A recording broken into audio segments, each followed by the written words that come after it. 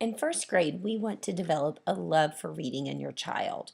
We want them to learn from their reading, but we also want them to become readers who use a broad range of strategies to solve unknown words and comprehend text.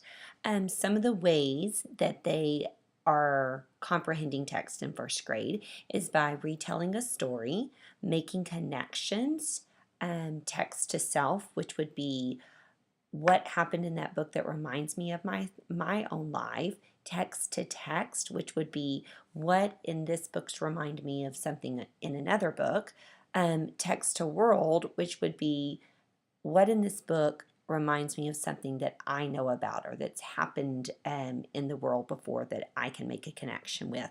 We want them to understand story elements such as characters, what characters are feeling while why they are feeling that way and how their feelings change, the setting, the plot, the problems in the story, the solution, how the characters solve the problem, and we want them to begin to read with fluency and expression so that they can understand more of what they're reading.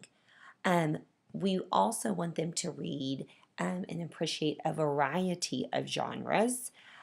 And one question that we had from lots of parents that we would like to address is that the reading level in first grade at the end of the year should be at least a 16 independently. So that means that they are reading 95% of their text and comprehending it at that level 16.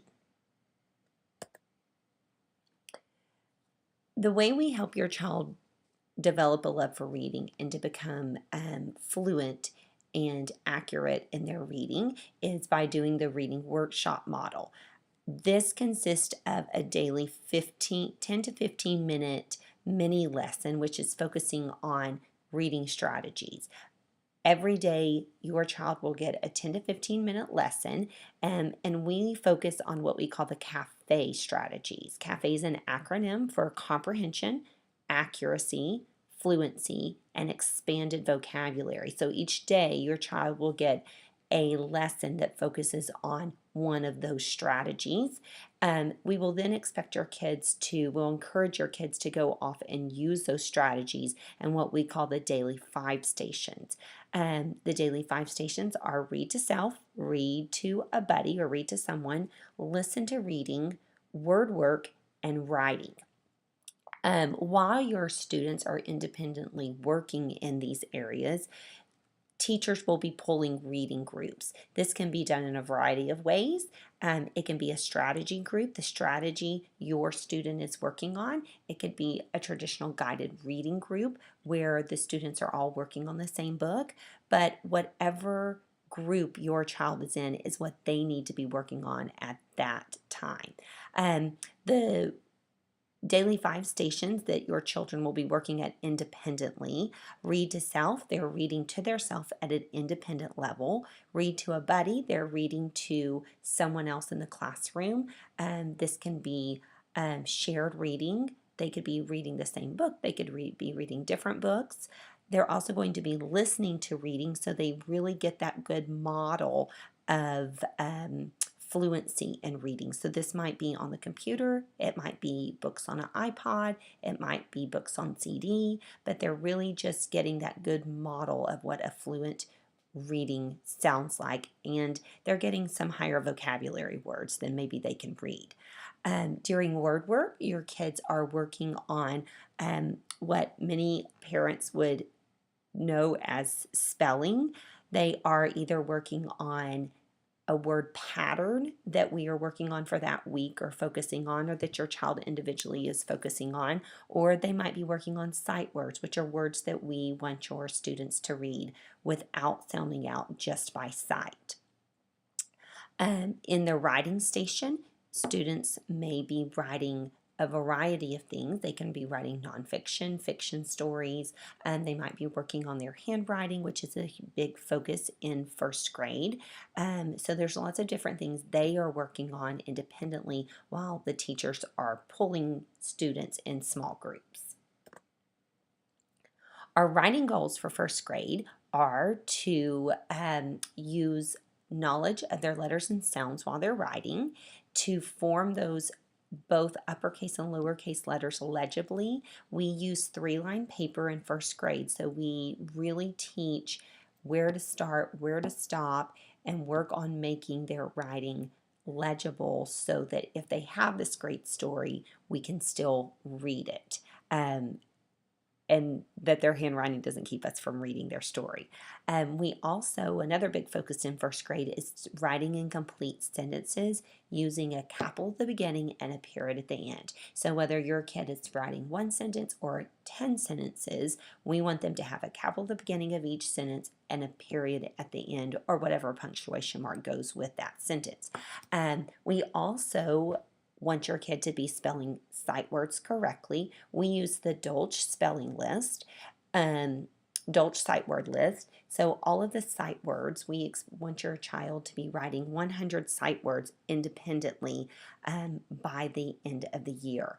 And that would look like in their everyday writing, not calling a word out and having them write it, but just in their everyday writing, when they are using those words, they're spelling them correctly.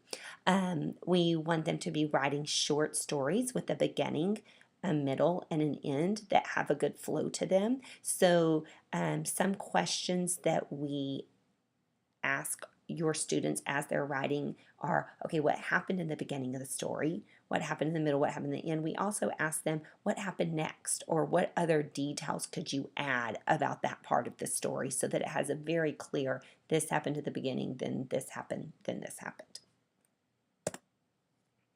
The different types of writing that we'll be focusing on this year are narratives, which are personal narratives, stories about things that are important to them, things that have happened to them. So this could be something small, as in, I couldn't find my shoe this morning and I was looking around my house for it, or it could be something big like, I just went to Disney World, and telling the things that happened at Disney World. We also focus on informational writing, which we do a lot of research to find information on topics, and then students are expected to write informational books about what they have researched and found out. There's also a reading and writing connection, writing about books, having reading responses. So once they've read a book or listened to a book, writing about the characters in the book or their feelings about the book.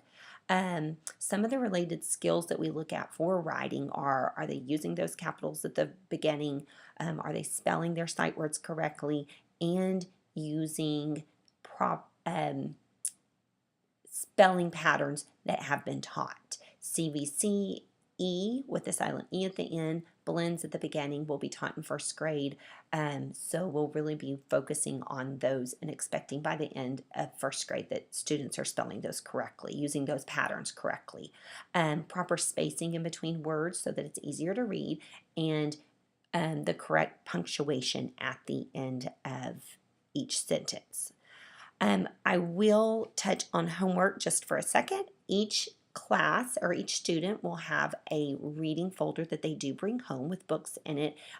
Some of the books will be independent level and some of them will be instructional level. So there should be at least one book in the book bag that your child might need a little bit more support on. We ask that each student read at least 10 minutes a night.